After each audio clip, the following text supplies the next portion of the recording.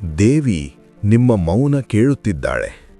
ನೀವು ಮೌನವಾಗಿರುವಾಗ, ನೀವು ಮಾತಾಡದಿದ್ದಾಗ, ನಿಮ್ಮ ನೋವನ್ನು ಯಾರಿಗೂ ಹೇಳದೆ ಮರೆಮಾಚಿಕೊಂಡಾಗ, ಅದೇ ಸಮಯದಲ್ಲಿ ದೇವಿ ಹೆಚ್ಚು ಸಮೀಪದಲ್ಲಿರುತ್ತಾಳೆ.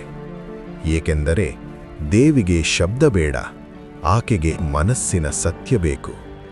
ನೀವು ದೇವಿಯ ಮುಂದೆ ಎಲ್ಲ ಮಾತು ಹೇಳಬೇಕೆಂದಿಲ್ಲ. ಕಣ್ಣೀರೇ ಸಾಕು, ಮೌನವೂ ಸಾಕು.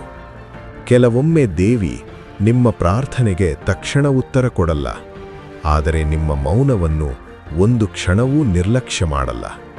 ನೀವು ಒಂಟಿಯಾಗಿದ್ದೇನೆ ಅಂತ ಭಾವಿಸಿದಾಗ ದೇವಿ ನಿಮ್ಮ ಪಕ್ಕದಲ್ಲೇ ಕುಳಿತಿರುತ್ತಾಳೆ. ನೋವು ತಾಳುವ ನಿಮ್ಮ ಶಕ್ತಿಯನ್ನು ಆಕೆ ನೋಡುತ್ತಿದ್ದಾಳೆ. ಈ ಮೌನ ವ್ಯರ್ಥ ಅಲ್ಲ, ಇದು ನಿಮ್ಮ ಒಳಗಿನ ಶಕ್ತಿಯ ಸಂಗ್ರಹ. ಇದೇ ಮೌನ ಒಂದು ದಿನ ನಿಮ್ಮ ಜೀವನದ ಅತಿದೊಡ್ಡ ಬದಲಾವಣೆಗೆ ಕಾರಣವಾಗುತ್ತದೆ.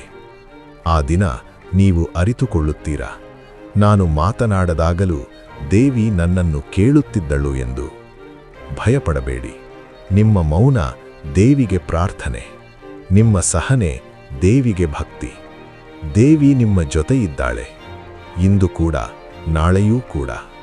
ಓಂ ಶ್ರೀ